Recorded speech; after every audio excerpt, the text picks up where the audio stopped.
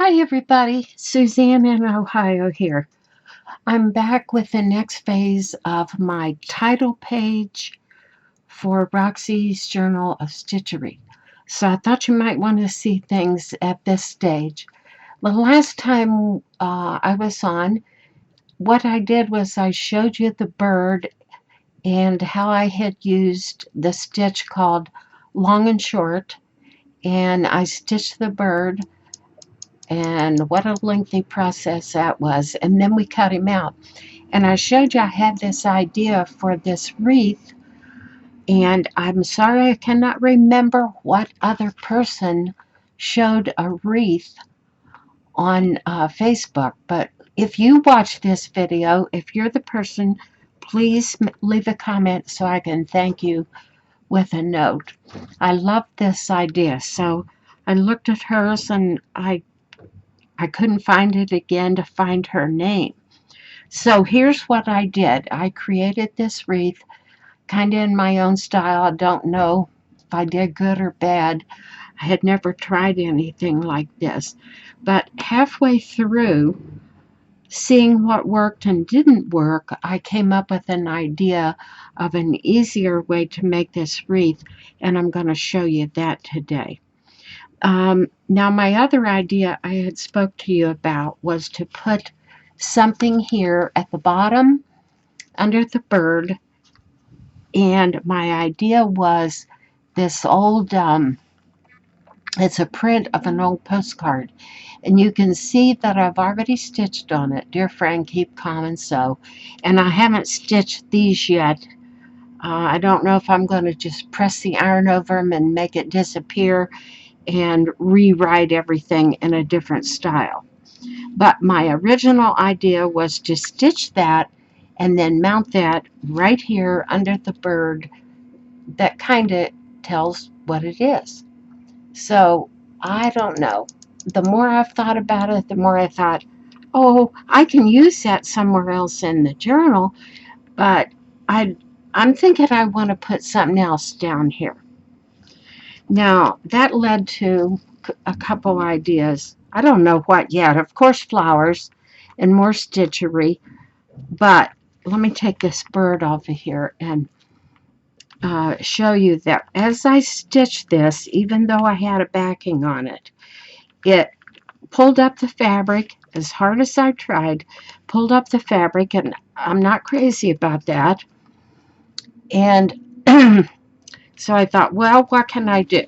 Well, I had a piece of buckram, canvas kind of stuff that came from a kit at the thrift store. You know, when you buy those unfinished kits, you get everything in it, which I love. Now I can put this to use because that is a stiff enough backing. And what I will do is as I stitch the bird down, I will go all the way through to the buckram.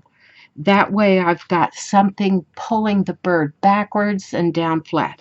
And then I'll go around this wreath again with some invisible stitches, or I could just use one of the embroidery floss colors that I already have in here because you would never see it. So I'll get that flattened out. But the problem is I can't do it right this minute until I get whatever I want on the bottom part. If I put some lace and do some stitchy flowers and things, I don't want to have to sew through that buckram. So I will do that first, and then I'll put that buckram on there as a background or stabilizer with invisible stitches. So what I was most excited about was this, thinking about this wreath. Okay, how can I do it where it's a little bit different or easier or whatever the case might be? So I came up with a couple ideas, and I'm wondering if you want to kind of watch as I give it a test run. So what I've prepared here is a little piece of canvas, and I'm going to, if this is a success, I'll just put this on, finish this one off and put it on the front of a journal. But here's the idea I came up with. This is canvas, kind of a twill canvas. I think I bought this at Walmart, and of course I washed it. It doesn't matter if you're putting it in a journal. But if you're going to do anything else with it, wash it first because it does shrink. All right, so I put a piece of medium weight Pellon on the back as a stabilizer and got something round and drew a circle with my invisible pen. And then I did 2 rows of running stitch. And there's where I'm at. And I used a darker, brighter color so that you could see them. But when I do the next one, which I undoubtedly will, I'll explore this idea until I'm sure I have it in my brain and that I won't forget it. I'll use a neutral thread, probably the same color as the canvas. That way, if I can't get all the stitches back out again, it doesn't matter. It'll blend right in. So I was just about to thread my big needle with some yarn here, and I use the lasso technique, which is like a needle threader, but I think it works better. So lots of people use this. This is certainly not my idea, but you can use this little trick to do many things. So you just simply put your loop in there and put this up through the loop, and it'll pull right through your needle. And for instance, if you're sewing and your needle comes out and it's short and it's going to be hard to rethread, you can use that same technique while the end of your textile or your fiber is still in there. Now, I have this concept. I don't know. Like I said, we're going to see if it works. But my thought is, now this up here would be the top of my thing. So I like to have like my cluster left or right where I could put a ribbon if I wanted to, and then the design sprawls down like this. So that's my concept. So what I'll do is start right here, somewhere around here. And since I've never done this exactly this way, we're gonna learn together. I'm gonna come up under here, but before I lose the end of my thread, my yarn rather, I'm just gonna tie a knot in it because I can always cut that away later on. So there I am. Now I'm going to weave in and out these very large running stitches until I get something that looks good to my brain. But I'm also going to keep in mind that I have other colors and other fibers that I want to incorporate. So the first go around will look very incomplete, but you can fix it by, I'm going to back you out just a little bit. You can fix it by adding your loops where you need them to get yourself some kind of balance. So let's see if this works. Because my needle is so big, I can go underneath these, and probably I don't want to go under both of them. Choose one or the other. And then after everything gets in place, I can go back with thread and other fibers. I can couch it or I can leave it more loose and intuitive. So let's see if this is going to work. I'm talking to myself now, trying to stay a little loose and free. Don't get it too tight. Don't think it has to look perfect. First go around, I've got to switch this from my hand motion here just a little bit. See, I went under both of them, but I shouldn't have. Down here, I'll just go under one.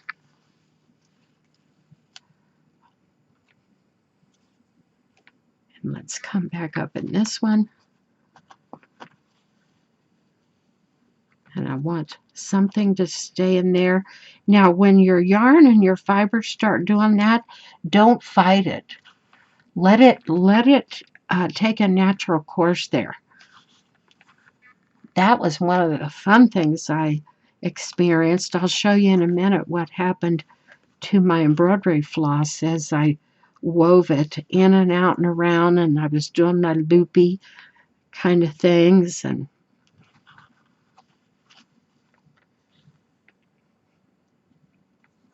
now in my brain, I'm visualizing other colors coming over and in. Let's go in since I'm out on the blue.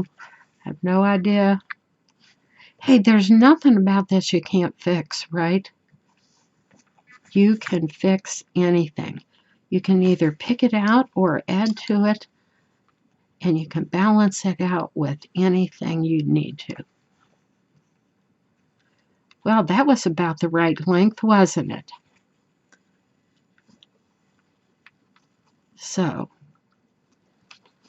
now my tendency would be to go right back down here.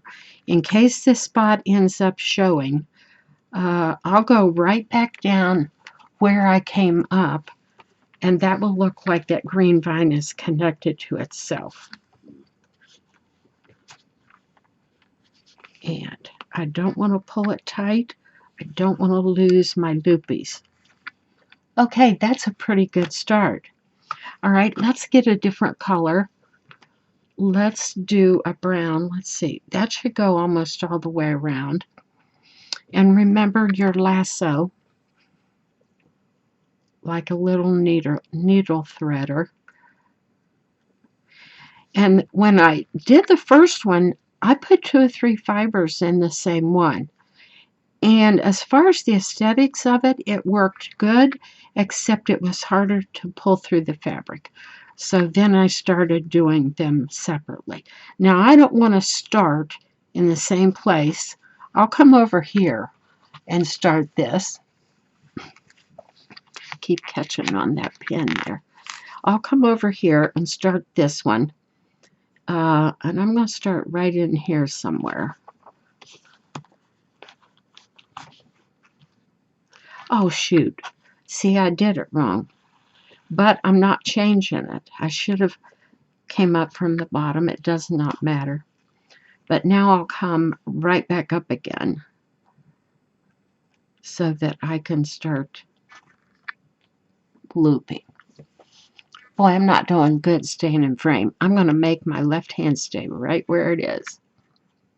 Okay, so if I come out here and go into the outside one, see what that does to my fiber. Yeah, that's good. Now I'm going to go over top of this and then under that one.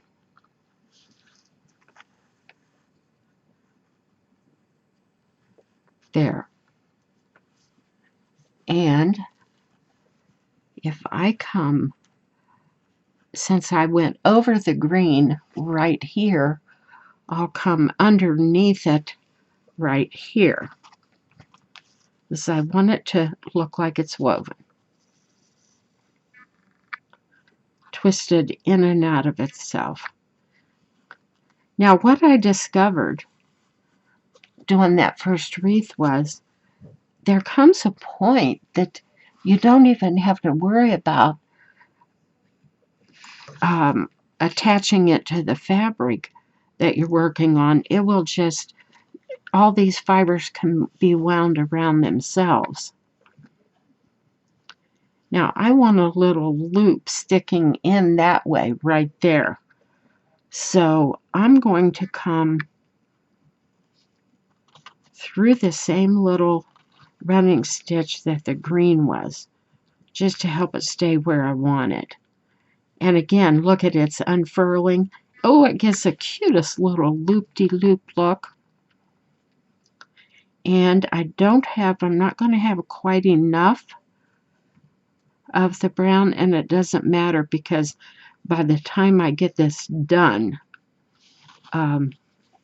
you won't see hardly where anything stops and starts. But let's go under this green and through the orange. And I don't really have enough to go through another loop, but I'm going to leave that right there as well as that one because I will be tucking that in somewhere.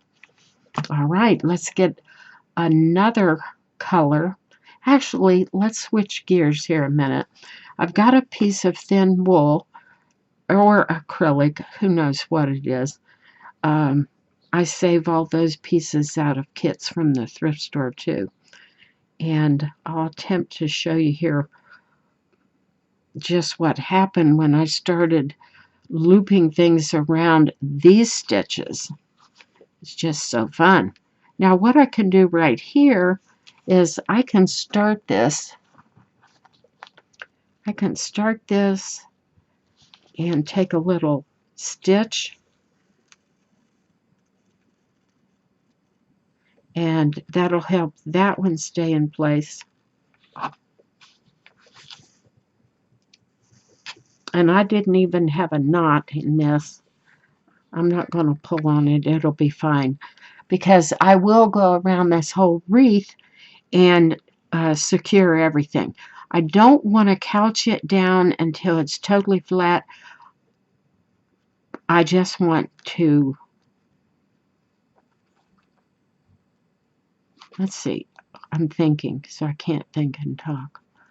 Let's come up right here in between those two. And what that will do is put me right near that green vine. Now I'm just going to use the dull end of my needle and I'm just going to wrap this fiber around the green. And I'll even do it down here in this loop.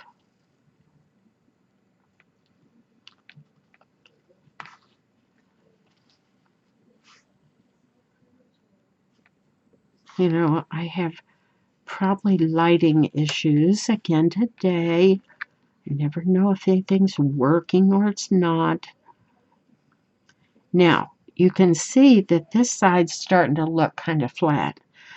I'll make sure when I come around the next time that I put something out there to balance out that flat spot. And what I could do while I'm here, I'm going to wrap this green with the gold.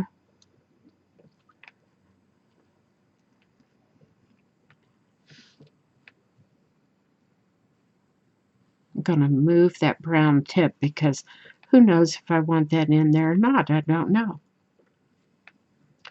Now, the loopier you leave this, the cuter it looks in the end. See that big loop right there? When I couch or invisibly stitch that green down, that brown is still, or gold, is still looped around and cute as the dickens. Now remember, I'm still looping the green. Although you can switch. You could switch and start looping a different branch. But for right now something interesting is going to happen here. Whoops, I lost my thread. And if I can't fold it over and get it back in the eye, I'll use my little lasso. Right back in. Okay, I'm coming around the green. Never mind what I was going to say. Well, yeah, now the gold has gotten separated from the light green. It doesn't matter. My goal is to stay looser and less contrived. I tend to be too rigid, and I'm using this whole stitchery project to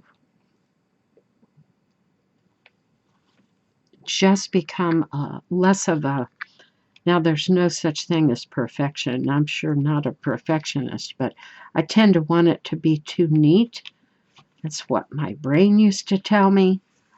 And look here, I'm so sorry I now forget where I'm at. If you get sick of me, go on to another video.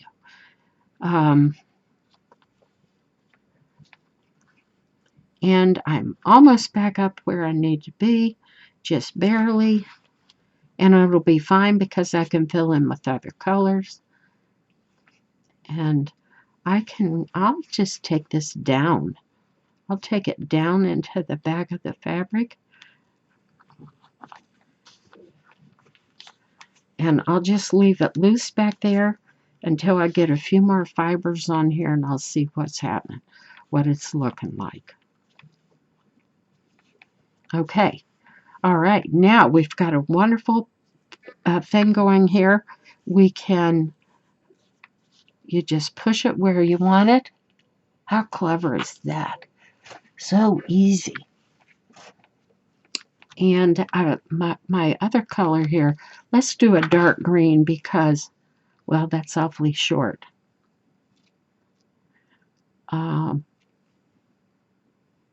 I can always get another piece, but I hate to get up from where I'm at. There, that went in fine. So once you get some things going, then your brain will tell you, I need more color, darker color over here, lighter color over here, more curly cues, and then as you work around it, don't forget to tie a knot in this time.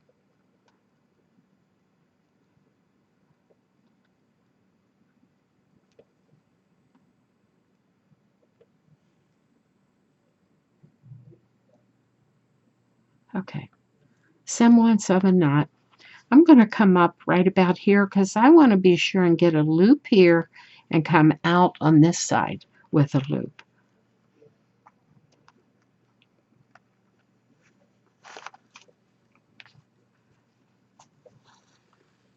Okay. Now I captured a little bit of that brown. I came right up through it like a split stitch. So now one thing I did learn was don't go through the same running stitch all the time. That way all your stuff will end up crossing at the same place, and you don't really want that. I need to cross over out here.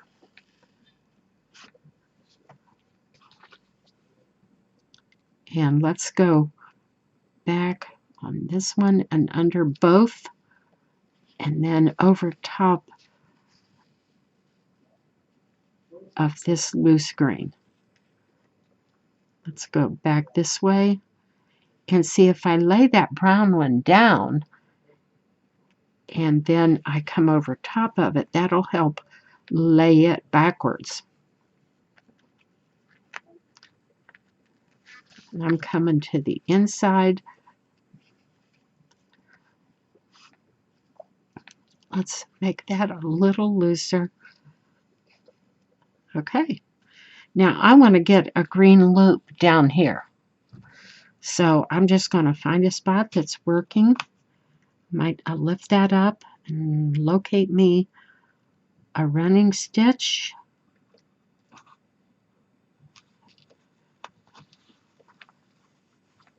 And don't pull too tight.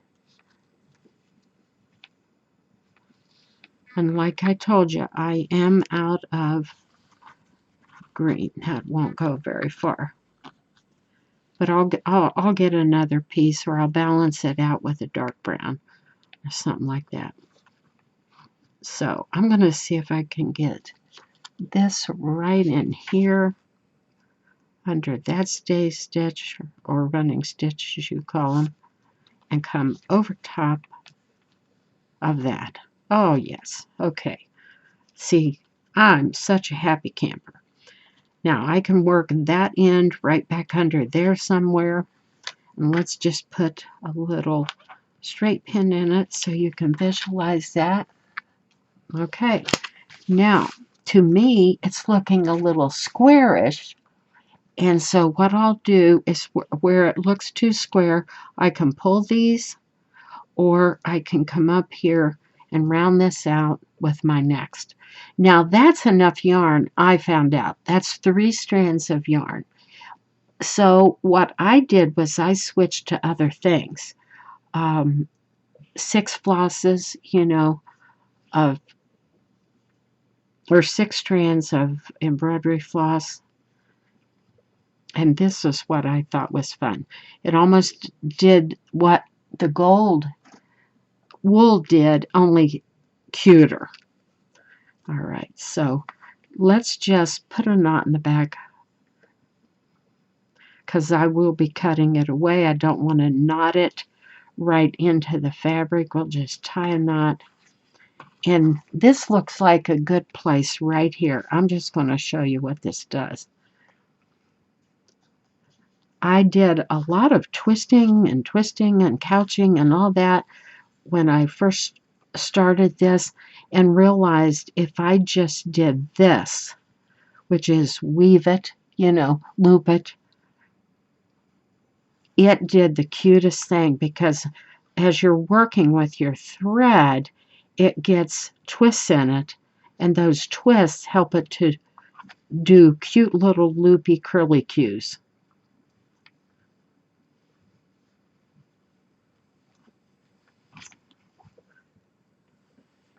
My girlfriend loves the viney twinies, she calls them. She purchased so many of my things just because it had all that to it. Very whimsical look. Very cute. Now you can lay it back down and be sure what you're vining, twisting around it, leave it loose. Leave it loose.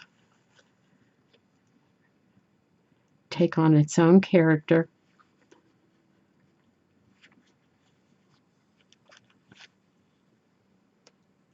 And I like what that's doing. And remember, if it lays a certain way that you're not crazy about, you can invisible stitch it down wherever you want. Now, right here, I'm going to start threading it through the opposite direction.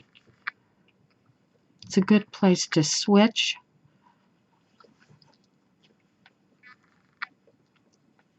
And I'll just put several loops right there, and I'll leave that one very, very loopy right here. And I'm telling you, in person, that is such a cute look.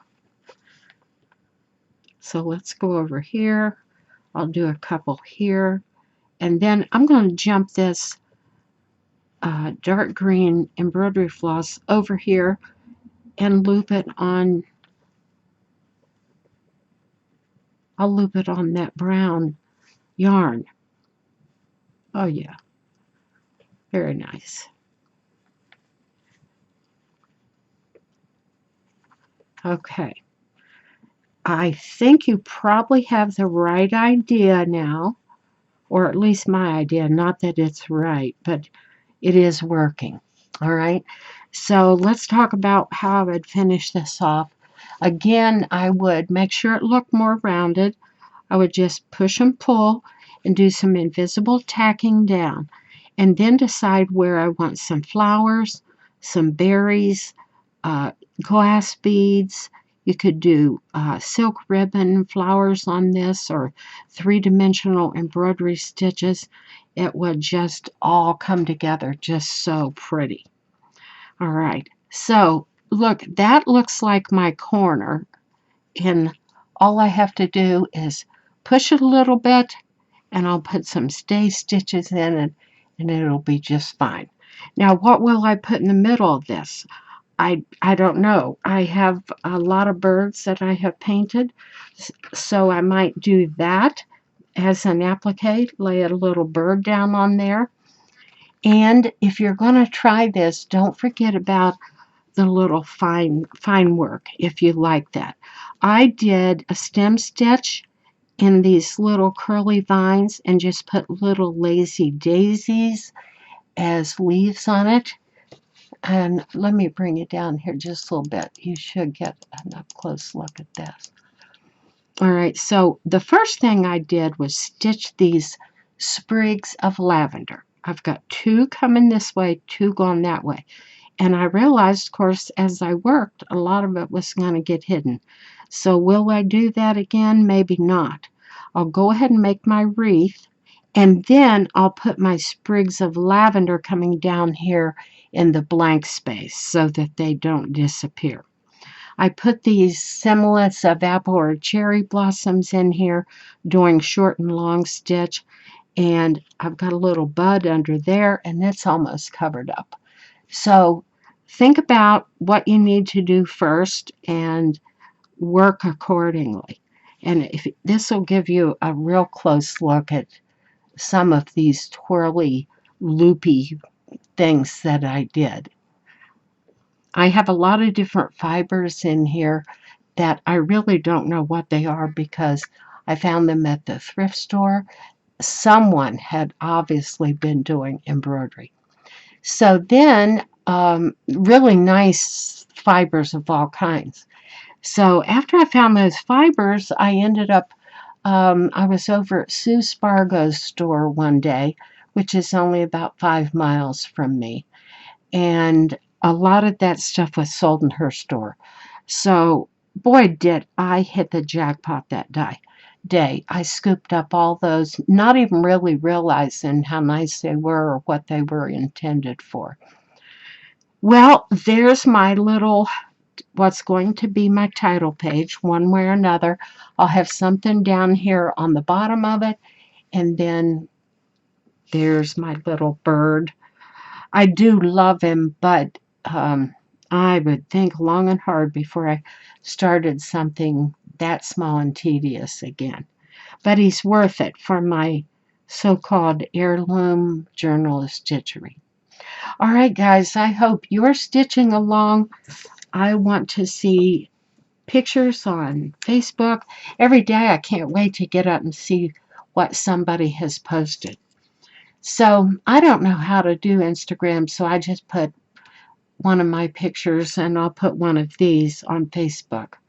But when this is, I do go and watch all the other YouTubers who have channels and they're posting their progress on their YouTube channel, which is wonderful. Boy, we're so inspired. Wish I didn't have to cook or do dishes. I'd be in here stitching all the time. All right, guys, thanks for watching. If you enjoyed it or have ideas for me, leave a comment. I'm open to suggestions. And thank you for watching. Bye-bye.